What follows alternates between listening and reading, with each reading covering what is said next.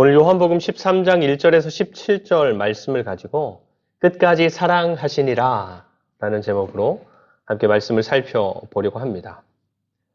여러분, 사랑의 무게는 얼마쯤 될까요? 사랑의 무게. 그럼 여러분, 사랑의 무게를 잴 수는 있을까요? 물론 우리가 물건의 무게를 재듯이 사랑은 몇 그램이다, 몇 킬로그램이다 라고 그렇게는 잴 수 없겠지만 양팔 저울을 사용해서 상대적인 무게를 가늠해 보는 것은 가능하지 않을까 합니다. 그래서 양팔 저울의 한쪽에 사랑을 올려놓고 그러면 사랑을 올려놓은 쪽으로 기울어지겠죠.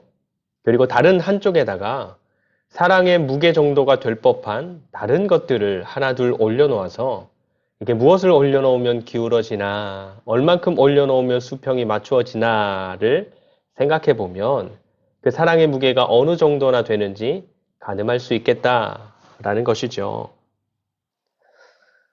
자, 여기에 한쪽에 사랑을 올렸습니다. 여기 저울, 양팔 저울의 한쪽에 사랑을 올렸습니다.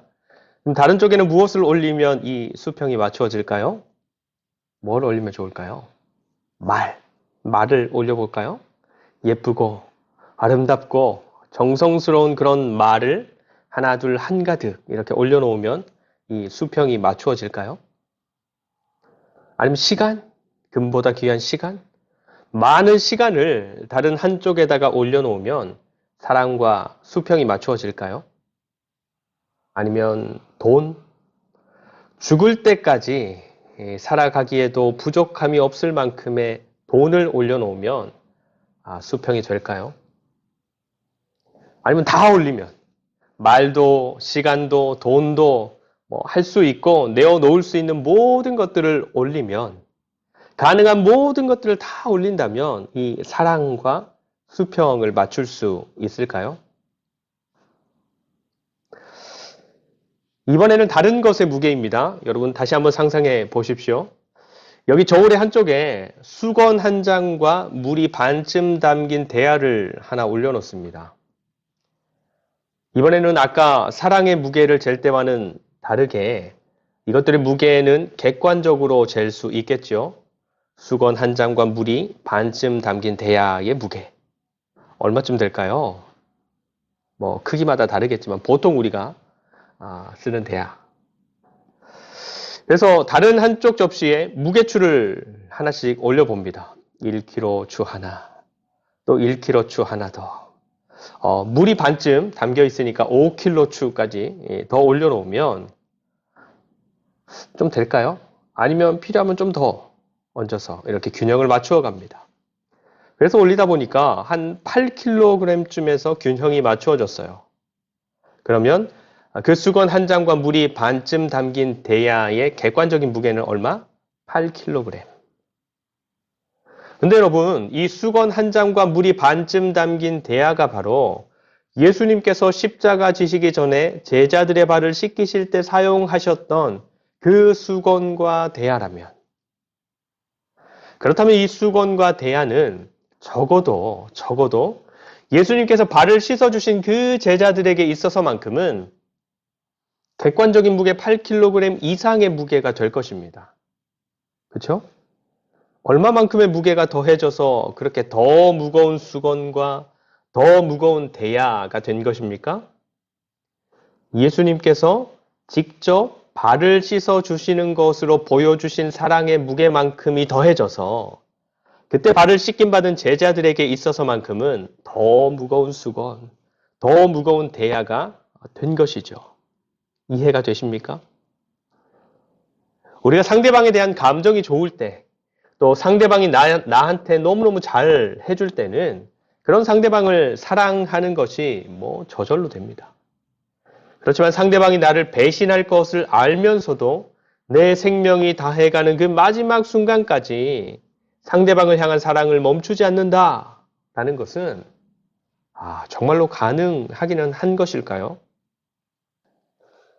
오늘 본문의 말씀은 요한복음의 전환점이 되는 부분입니다. 1장부터 12장까지가 표적, 사인을 통해서 예수님이 누구신지를 드러내는 것에 집중했다면 오늘 13장부터 하나님의 영광에 이르는 길을 가시는 예수님, 십자가의 죽음을 통해서 하나님의 영광에 이르시는 예수님께 집중한다라는 것이죠. 그런데 그 시작이 바로 오늘 1절 말씀. 오늘 1절 예수께서 세상에 있는 자기 사람들을 사랑하시되 끝까지 사랑하시니라. 여러분, 누군가를 사랑하는데 끝까지 사랑한다 라는 것은 어떤 의미일까요? 그래서 사랑을 하는데 끝까지 사랑하는 것의 무게는 어느 정도의 무게라 할 수 있을까요? 여러분, 누군가를 향한 사랑, 그 사랑의 무게는 그 사람을 위해서 치르는 실제적인 대가들로 나타납니다. 내 몸이 너무너무 힘들고 심지어 아파도 그래서 쉬고 싶지만 내 사랑하는 사람을 위해서라면 일어나 몸을 움직입니다. 내가 좀 필요한 게 있더라도 내 사랑하는 사람을 위해서 먼저 돈을 씁니다. 내가 하고 싶은 말이 목구멍까지 올라오지만 내 사랑하는 사람과의 관계를 위해서 참습니다. 그래서 고린도전서 13장에 보면 13장 사랑은 그죠? 사랑은 오래 참고 온유하며 시기하지 아니하며 자랑하지 아니하며 교만하지 아니하며 무례히 행하지 아니하며 자기의 유익을 구하지 아니하며 성내지 아니하며 모든 것을 참으며 모든 것을 믿으며 모든 것을 바라며 모든 것을 견디느니라. 오늘 말씀에서 예수님은 제자들의 발을 씻어 주시는 것으로 제자들을 향한 당신의 사랑의 무게를 달아 보이셨습니다. 이만큼이다. 이 정도 사랑이면 너무너무 가벼운 사랑인가요? 발을 씻어주는 것? 가벼울지 아니면 정말로 무거울지, 그리고 또 예수님께서 하나님의 영광에 이르는 길을 시작하시면서 이렇게 제자들의 발을 씻기시는 것으로 시작하셨는데 제자들을 향한 예수님의 사랑이 도대체 어떤 사랑이기에 이렇게 시작하셨는지를 오늘 본문 말씀을 보면서 천천히 판단해보고 정리하면 좋겠습니다. 먼저 1절 말씀입니다. 1절. 6월절 전에 예수께서 자기가 세상을 떠나 아버지께로 돌아가실 때가 이른 줄 아시고 세상에 있는 자기 사람들을 사랑하시되 끝까지 사랑하시니라. 그리고 3절도 볼까요? 3절. 저녁 먹는 중 예수는 아버지께서 모든 것을 자기 손에 맡기신 것과 또 자기가 하나님께로부터 오셨다가 하나님께로 돌아가실 것을 아시고. 아멘. 여러분, 오늘 1절과 3절 말씀을 보면 예수님은 지금 자신의 상황이 어떤 상황인지를 분명하고 정확하게 알고 계셨는데 지금 예수님은 어떤 상황을 앞두고 있는 거예요? 죽음. 그죠? 죽음. 십자가의 죽음을 앞두고 있는 상황입니다. 인간적으로 보면 가장 두렵고 고통스러운 순간, 마주하기 싫은 순간이죠. 2008년과 2009년쯤에 버킷리스트라는 게 유행할 때가 있었습니다. 버킷리스트가 뭐죠? 버킷리스트? 죽기 전에 해보고 싶은 일들의 목록. 그렇죠? 여러분, 우리 모두는 누구나 죽음이라는 것을 앞두고서 살아가고 있습니다. 병이나 사고를 생각하지 않는다 해도 100세 전에는 다들 가시겠죠? 그럼 어떤 분들은 한 50년, 어떤 분들은 한 40년, 우리 아이들은 좀 더 많이 80년, 70년 정도면 가겠죠. 여러분, 여러분들의 생명이 50년 남았대요. 버킷리스트에 어떤 것들을 올려놓고 싶으세요? 50년 남았으면? 좀 멀죠? 감이 잘 안 오죠? 그럼 여러분들의 생명이 10년 남았대요. 10년. 그러면 어떤 것들을 리스트업 하고 싶으세요? 10년도 좀 먼가요? 그러면 1년 남았대요. 1년. 그러면 무엇을 꼭 해보고 싶으십니까? 시한부 1년인 사람들의 죽기 전 소원의 항목을 모은 게 있는데 정부 통계 자료로 있는 것은 아니고 연구 자료들에서 모아본 리스트이기는 한데 그 소원은 이런 것들입니다. 순위는 아니에요. 어떤 것들인가 하면 첫 번째는 가족을 포함해서 가까운 사람들과의 관계를 잘 정리하는 것. 그럴 것 같죠? 그리고 두 번째는 기록, 영상이나 편지나 자서전이나 뭐 이런 것들로 자신에 대한 기록을 남기는 것. 그리고 세 번째는 가까운 사람 혹은 사랑하는 사람들과 의미 있는 시간을 보내는 것. 네 번째는 여행. 다섯 번째는 유언이나 재산 정리, 실제적으로 정리해야 될 것들이 있는 것이죠. 그리고 여섯 번째는 사회적인 기여, 기부를 통해서나 뭘 통해서 사회에 기여하는 것. 그리고 일곱 번째는 편안하게 가는 것 등등입니다. 내가 그동안 잘못했던 것들을 바로잡고 싶고, 또 그동안 이런저런 사정 때문에 내가 하지 못했던 것들도 해보고 싶고, 주변 사람들에게도 내가 의미 있는 사람으로 남고 싶고, 내가 사회에 도움도 되고 싶고, 그런 마음들이 사람들 각자에게 있는 것이죠. 근데 예수님의 시선은 좀 다릅니다. 죽음을 앞둔 예수님의 시선은 좀 달라요. 인간적으로 가장 두렵고 고통스러운 순간에 예수님의 시선은 자기 자신, 내가 뭘 바로잡고 싶고, 내가 뭘 더 하고 싶고, 내가 의미 있고 싶고, 이렇게 자기 자신에게 집중되고 매몰되는 것이 아니라 옆에 있는 자기의 사람들을 바라보시고 자기의 사람들에게로 그 마음이 흐르는 것입니다. 더 놀라운 것은 2절인데요. 지금 예수님과 예수님의 제자들은 식탁에 둘러앉아서 음식을 먹고 있는 것인데 예수님과 함께 앉아서 음식을 먹고 있는 사람들 중에 누가 있는 거예요? 예수님을 팔아 넘길 사람이 있는 거예요. 예수님은 자신을 팔아 넘길 사람이 유다라는 것도 아셨고 유다가 지금 어떤 마음으로 예수님과 함께 먹고 있고 대화를 나누고 있는지도 알고 계셨습니다. 더불어서 예수님 옆에서 호위무사처럼 앉아서 먹고 있는 베드로가 예수님을 어떻게 부인하게 될지 또 얼마나 강력하게 부인하게 될지에 대해서도 너무너무 분명하게 알고 계셨습니다. 그런데 그럼에도 불구하고 예수님은 그런 제자들을 위해서 대야에 물을 떠오신 것입니다.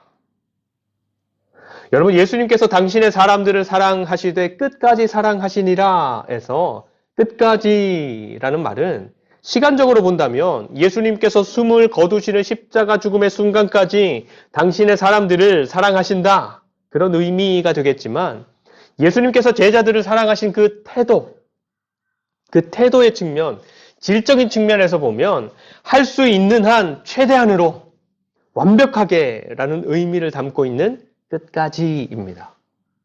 그래서 예수님의 사랑은 그 사랑의 대상이 되는 제자들의 어떠함에 의해서 좌우되는 야, 네가 잘하면 100, 못하면 50, 충성하면 120, 배신하면 0. 제자들의 어떠함에 의해서 좌우되는 감정이나 태도가 아니라 당신의 사람들을 향해서라면 자신의 생명을 전부 쏟아내기까지 멈추지 않겠다라는 의지적인 사랑이었던 것입니다. 여러분, 우리를 향한 예수님의 사랑도 같은 사랑입니다. 같은 크기의 사랑이고 같은 순도의 사랑이고 그래서 우리를 향해서도 영원히 멈추지 않는 예수님의 의지가 담긴 최대한의 사랑, 완벽한 사랑이라는 것이죠. 끝까지 사랑하시니라. 그러면 여러분들의 삶의 현장에서는 그 사랑이 실제로 경험되고 누려지고 있습니까? 우리가 뭔가를 잘하고 있을 때 주어지는 사랑이 아닙니다. 우리가 뭔가를 헌신했을 때 누려지는 사랑도 아닙니다. 우리가 잘할 때든지 못할 때든지 우리가 헌신했을 때든지 내 삶 챙기기도 급급한 삶을 살아가고 있을 때든지 우리가 강할 때든지 약할 때든지 심지어 우리가 하나님이 원하시는 것과 다른 선택을 할 때에도 하나님은 당신의 사람들을 사랑하는 것을 멈추지 않으시는 것입니다. 그래서 우리를 향한 그 사랑을 발견하고 그 사랑을 누리고 그 사랑에 반응하며 살아가는 사람들과 그런 사람들의 삶을 점점 더 온전하게, 점점 더 그리스도인답게 바꾸어 가시는 것이죠. 끝까지 사랑하시니라. 그래서 우리의 신앙이 시간이 지나도 그대로인 것 같다. 혹은 예전만 못한 것 같다. 그렇다면 우리는 그 사랑을 발견하고 누리고 그 사랑에 반응하는 삶을 살아가지 못하고 있기 때문에 그런 것입니다. 여러분, 우리도 그렇잖아요. 자녀들을 향한 우리의 사랑이 여러 가지 형태로 표현되는데 그게 뭔가를 챙겨주는 형태일 수도 있고, 뭔가를 같이 고민해주는 형태일 수도 있고, 가르쳐주는 형태일 수도 있고, 또 어떤 경우에는 그 사랑의 형태가 꾸지람이나 잔소리로 표현되는 것일 수도 있습니다. 근데 우리가 제일 속상할 때가 언제입니까? 여러 가지 모양으로 표현되는 자녀들을 향한 사랑을 우리의 자녀들이 알아주지 못할 때 속상하지 않습니까? 그래서 그런 다양한 모습으로 표현되는 사랑을 사랑으로 받아들이지 못하고 각자의 감정대로 치닫을 때 관계가 깨어지고 멀어지는 것입니다. 우리를 향한 하나님의 사랑 역시도 우리가 살아가는 삶의 현장에서 그 사랑을 발견하고 그 사랑을 누리고 그 사랑에 반응하며 살아가지 않으면 하나님과의 관계에는, 하나님을 향한 믿음에는 전혀 진전이 없는 것입니다. 제자들을 향한 예수님의 이런 사랑의 의지는 제자들의 발을 씻기시는 것으로 표현되는데 4절과 5절 말씀이죠. 저녁 잡수시던 자리에서 일어나 겉옷을 벗고 수건을 가져다가 허리에 두르시고 이에 대야의 물을 떠서 제자들의 발을 씻으시고 그 두르신 수건으로 닦기를 시작하여. 예수님께서 제자들과 식사하는 도중에 일어나셨어요. 그리고 겉옷을 벗고 수건을 허리에 두르십니다. 제자들의 발을 씻기시기 위해서 준비하는 것이죠. 근데 우리는 이런 예수님의 모습이 뭐 그리 대단하고 놀랄만한 일인가 싶지만 당시 이스라엘의 문화에서는 그렇지 않습니다. 당시 이스라엘의 길, 걸어다니는 길은 지금처럼 포장된 깨끗한 길이 아니었습니다. 흙이고 먼지가 많은 길, 그리고 그런 길을 다니는 사람들이 신던 신발도 지금 우리가 신는 이 좋은 운동화 같은 신발들이 아니라 샌들 같은, 밑창이 있고 끈으로 묶어서 고정하는 그런 샌들 같은 신발이었어요. 그러니 어느 집을 들어가게 되든지 흙길, 먼지가 많은 길을 걷다가 들어가게 되기 때문에 다른 집을 방문하게 되더라도 발을 씻는 것은 일상적인 일이었어요.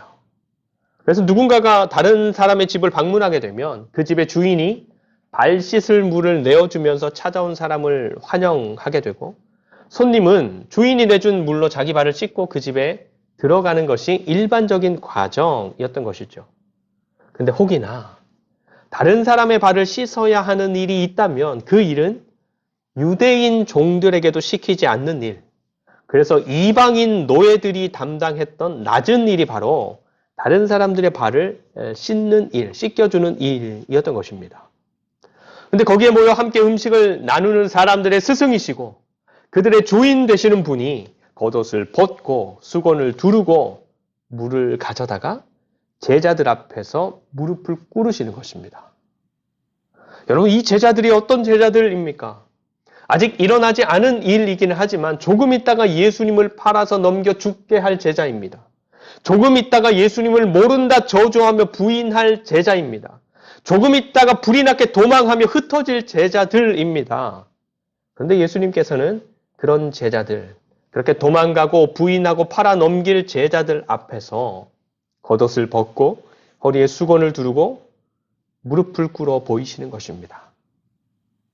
여러분, 예수님이 겉옷을 벗고 허리에 수건을 두르시는 모습은 전형적인 노예, 종의 복장입니다.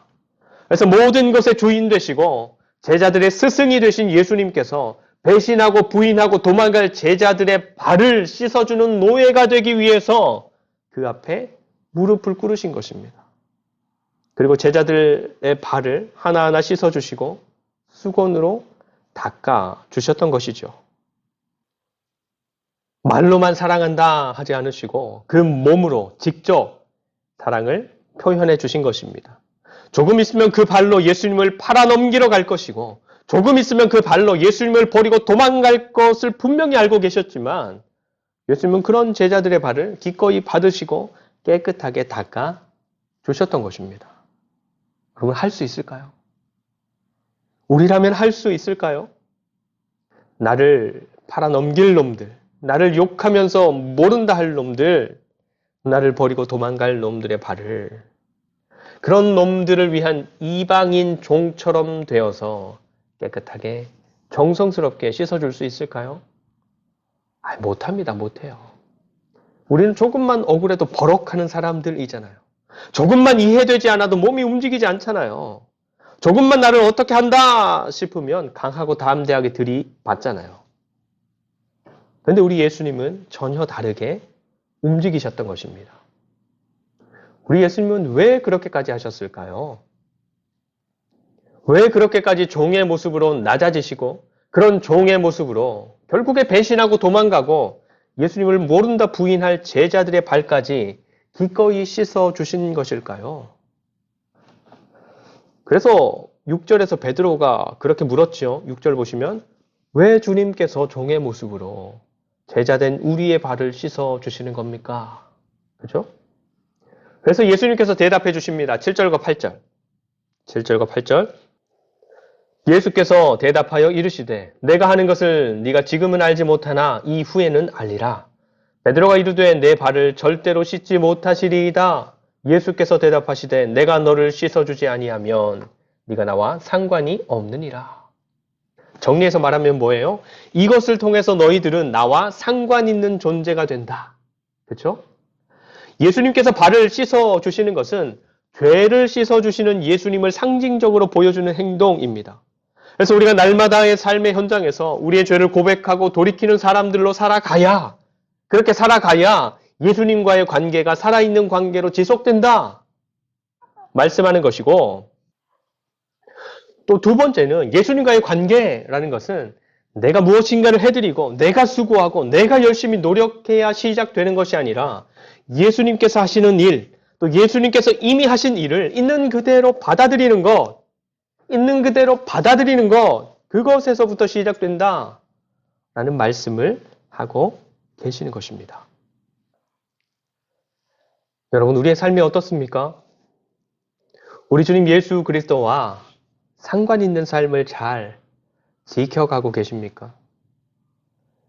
예수님께서 우리를 위해서 하신 일, 예수님께서 우리를 위해서 하고 계시는 일들을 우리 삶의 현장 곳곳에서 잘 받아들이고 있습니까? 더불어서 하나님을 향한 우리의 믿음이 연약해서 실수하고 어긋나고 넘어지고 타협하는 삶의 현장에서도 여전히 그 이름을 부르고 그 이름을 의지하고 그 이름을 붙잡는 삶이 되십니까? 예수님께서 이렇게 제자들의 종이 되어서 발을 씻어주는 일을 기꺼이 하신 이유를 한 가지 더 말씀하시는데 15절 말씀입니다. 15절. 내가 너희에게 행한 것 같이 너희도 행하게 하려 하여 본을 보였노라. 아멘. 예수님을 머리로 하는 교회는 예수님께서 보여주신 것처럼 서로가 서로의 종이 되어 섬기는 모습으로 표현되는 사랑으로 함께해야 한다. 그렇죠? 그래서 뒤집어 말하면 서로가 서로의 종이 되어 섬기는 모습으로 표현되는 사랑으로 함께하지 않으면 예수님의 교회가 될 수 없다.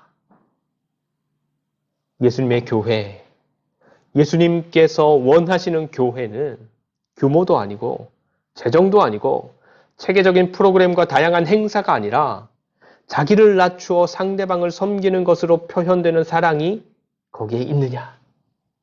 그런 사랑으로 세워져 가고 있느냐. 그것이 기준이다.